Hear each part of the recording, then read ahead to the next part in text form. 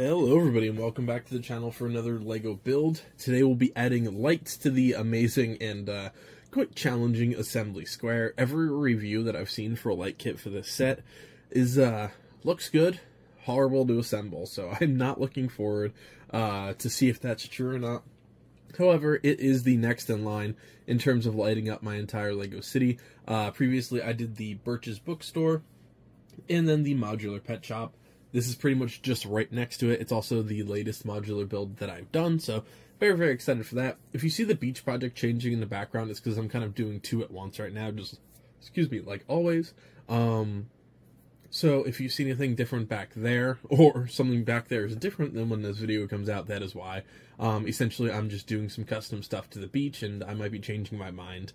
And I'm working on like a little seafood restaurant and all that stuff, and none of that went well, so I'm actually going to be doing this video while I kind of figure out what I'm doing over there.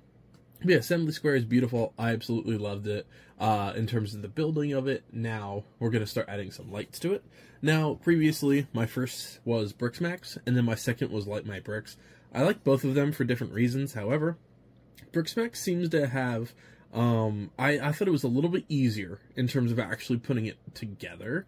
And again, this is about half the price as the kit for Light My Bricks. Now, if this is an absolute real challenging or aggravating experience with this light kit, maybe I'll change my mind, but I was really satisfied with Brixmax as a whole. And Light My Bricks, don't get me wrong, it was great, but, excuse me, I don't know if it was $30 better, is my kind of opinion on it. And even then, you could kind of see it with the light kits. This one seems to be a lot whiter in terms of the lighting, whereas the Pet Shop or the Light My Bricks kit was a lot more of like that cool white. So I'm interested to see how this one turns out and see how it looks. Technically next on the chopping block for this would be 12 Grimald Place. However, I don't know if that's going to be staying in that corner next to this yet, so we'll see. It does look really good because the medium nougat colors actually work together, but you know, we'll see. We'll see how this light kit turns out. I also bought a couple, not custom, a couple more lamp light posts just to kind of switch a couple. One I added before the pet shop, and then one I have in front of 12 Grimald Place. So I'm going to replace those at the exact same time, hopefully.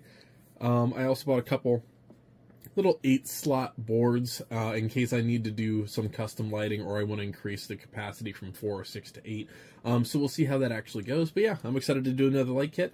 If you guys are interested, feel free to check out the rest of the builds or any video games that I'm playing currently on this channel, and I'll see you at the end of this build, folks. You know what? I actually almost forgot. I was starting to take some of this apart, and I realized that this is going to be a really good opportunity to update some of the tile pieces. So just like, I'll take these apart and then forget where they go, naturally, because that's how this works. I will be taking apart some of these platforms here and actually replacing the light gray with more of these dark tan and the dark blue. I honestly didn't even think of that when I was doing my intro, and I figured, you know what, I have all these bricklink pieces around me. It's as good a time as any to start adding some custom stuff to this set as well. So just a little bit of tile work here and there. I might be replacing some of these flat 2x2 tiles with these 2x2 studs, but other than that, I mean, I do want to kind of get a lot more tile detail, and I've been talking about that for a while. And I did a lot of these little custom pieces in here when I was actually building this and building the Mills plate for it. So I just figured this would be as good a time as any to actually rip up this little patio area and install some more tiles. But yeah, back to the build, everybody. Alright, everybody, so here's the final build. I will eventually turn off my tripod and my overhead lights and actually show you how this lighting kit looks by itself. Obviously, you can still see like the lights overall, but I wanted to give my first thoughts, and I'm going to be very honest here. This drove me insane. There's still wires showing, and honestly, if you go and read the reviews, this is, I think, just about the worst reviewed set. Not because it doesn't look fantastic, but because it will give you an aneurysm. It is an experience. I'm just going to put it that way. I build Legos 4 days a week. This is my third lighting kit, fourth if we count the lighthouse. And it was by far and away the worst experience out of the entire group. And I know that this is not a very good beginner set. I just realized I'm missing one of the panels here. I will be missing pieces in this. it took a while to get this straight in terms of lighting, in terms of the actual details, and I'll take those minifigures away. It is tough. It is very not beginner friendly. If you're looking to do this kit as your first light kit like I was, no, please do not. If you are serious about wanting to do your entire city, don't do this first. I wouldn't recommend doing this second. In fact, I didn't enjoy doing this third. It's not even just the challenging part, because yes, there's a lot of pieces here. These lights right here, whoa, I had a fit. This shows a lot more wires than I wanted, and again, a lot of the reviews are like, hey, couldn't get the wires to fit properly, couldn't get the wires hidden. And I don't always go with difficulty for everybody, because everybody's experience is going to be different. Everybody makes mistakes. Again, obviously, build a lot of Legos. I do this a lot. There's a lot of wires showing. These little guys right here, I have adhesive bound, and they're still popping off. Like, it's just... it's a little annoying, and again, it looks great. I'm very happy with it. Overall, the fountain blinking, I honestly almost threw this Lego set. So not only do I have to rip up all of the tiling, the wire for this ripped. And it wasn't near as tight as they recommended it. I actually left it a little bit loose, and it still tore. I had to wait for an entirely new one. And I switched it from, I think this was a 15 centimeter. Honestly, it might have been a 30. I think this was a 15 centimeter light. Tore that. Had to wait. And in case you're wondering, oh, you can rip these wires real easily. These wires in any variety viscosity can rip. So please be very careful when doing it. It is $10 basically per wire if you break it. And you can replace it. Don't get me wrong. You just go to Amazon, you go to their store, you get a 15 to 30, I think they might even have a 50 centimeter light. Just be wary. The bigger ones are slightly easier to work with because they have more give, but you obviously have to hide that. I didn't even bother hiding some of these wires. I'll be very honest. I'm going to wait until I'm not very frustrated with this set. And I actually did give it quite a few hours just to give the review, because I sat down and I'm just like, oh, it looks great. That took a year off of my life. There are pieces, again, missing here, one behind here, one up here, one here. I'll replace those. Don't get me wrong. But for now, I just want it done. It looks great. It's just a lot of wires. They're essentially run off of one extension board inside the flower shop, which is now a hive mind of trouble. And this right here, and right in here in the photography studio are very cool. They're running off of a multi-switch board, which I think, yeah, I was almost going to leave that out, but I just kind of wanted it done to show off. Basically, there's a multi-function board where there's a power in and two out. You can set the actual amount that they flicker on and off. Obviously, this is supposed to simulate water, and I love it. Obviously, it's not going to be perfect, but it looks really, really cool.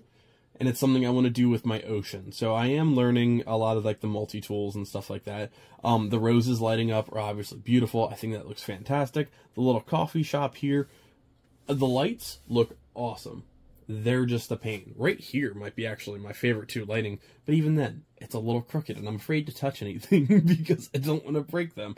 And I don't want to have to take this apart once more. But you can definitely see the interior. And I actually added a bunch of people to the inside of a lot of the bottom shops.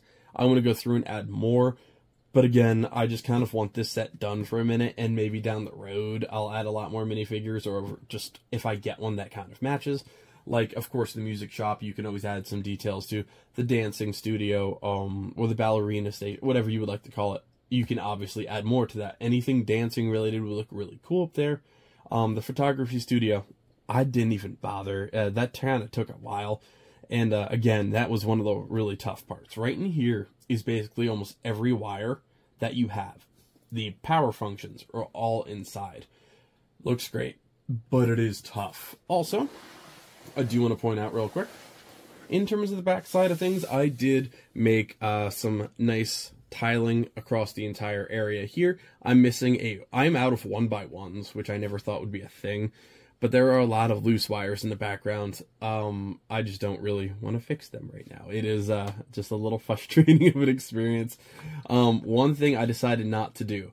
I did not wire anything up here. So they recommend for this little fireplace, again, I don't like the open rooftop to begin with. I'm not going to keep this. That is going to change. They wanted to light up the fire, but use an entirely separate battery-powered or USB-powered plug for that. I think that's kind of a waste, in my opinion. If you want, run something down through. Another wire isn't going to kill you at this point, but I would almost recommend, if I had to do this all over again, moving this extension board to a bigger size immediately. This is actually a spare that I have that I was actually working with. I think they make one just bigger than this. This is the 8, I believe. Yes. So this is 8. I think they make up to a 12. I would switch to a 12. What I kind of want to do, I might run another extension off of this building. Not to do anything with lights here, but you have a couple of these like porch lights that they didn't do anything with in terms of lighting, and I would like to. So what I think I'm going to do, I got a bunch more of rechargeable batteries delivered today, so that's very exciting. I'm going to run another extension board, maybe power up this little light here, try and get a little bit creative, maybe drag that through the flower shop, because again, the flower shop is just a hodgepodge of wires at this point, and I'm not going to be able to save it just today. So I'd like to light this up. There's another one around front that wasn't touched, and I can always spring this off into more custom lighting. Like for instance, I am in the process of getting pieces to start the sit complex. Sometime that recording's probably deep April or later. That is going to be considerably farther in the future, but it's still going to be really cool, and I'm excited for that, but I want to do custom lighting on the outside. I would like to do construction vehicles and stuff. I think that'd be pretty cool to light that stuff up using a separate, like, actual little lighting extension, so I think that would be pretty cool. Now let's turn off the tripod and the actual lights and show off the lighting for this set a little bit better. Alright everybody, so here's the final look without any tripod, any overhead lights, nothing. The only light right now is off of my monitor in the background, because, of course, the batteries to this died, so I had to replace this with some more rechargeable batteries. I will give... I'm not sure if it's going to cost a lot in terms of electricity. Obviously, if we're running a full city, yes, it's going to cost a bunch. I would recommend, of course, I run it off of USB, just out of the surge protector that runs my streaming setup and everything.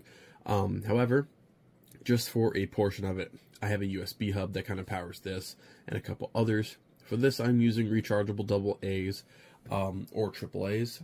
I would recommend buying a huge batch of some pretty decent rechargeable batteries if you're going this route. Just because if you're interested in not using up a lot of your electricity, don't buy single things of non-rechargeable batteries if you're running a lot of LEGO products. You're definitely going to want to invest in just some good rechargeables. Yes, they're expensive, but even Amazon basic ones will get you there over time. You can, of course, get pretty much any brand. I'm using, you know what? I think these are actually just Amazon basics, and they do last a while, but these do drain electricity pretty fast.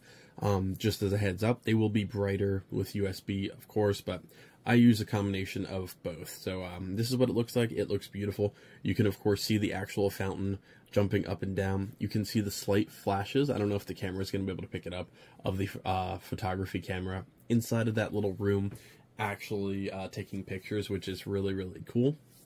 Now, I'm going to put this in a city, line it up, get the entire city lit up, hopefully, and we'll see what it looks like. But I'm really, really excited to see the city for the first time with 4 light kits. Oh, I'm sorry, 3 light kits plus the lighthouse, which you probably won't be able to see just off camera, but I'm really excited to see everything. So now let's put this in the city, line it up, get the tiles done, and let's take a look, everybody.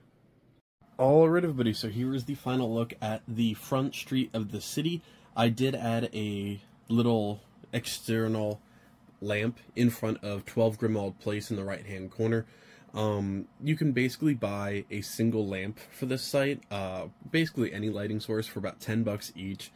All of these came with the sets involved, except for that one. Of course, you can see the wires when it's this dark. You can see some indoors, maybe, but overall, I am really, really happy with how this looks.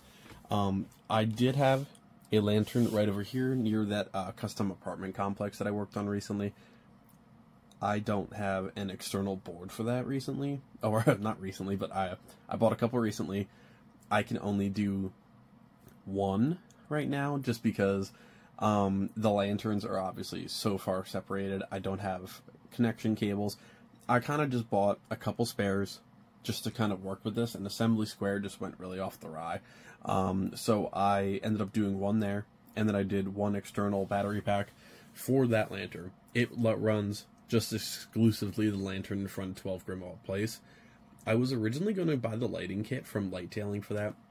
It's like 15 to 20 bucks just because other brands have already discontinued it.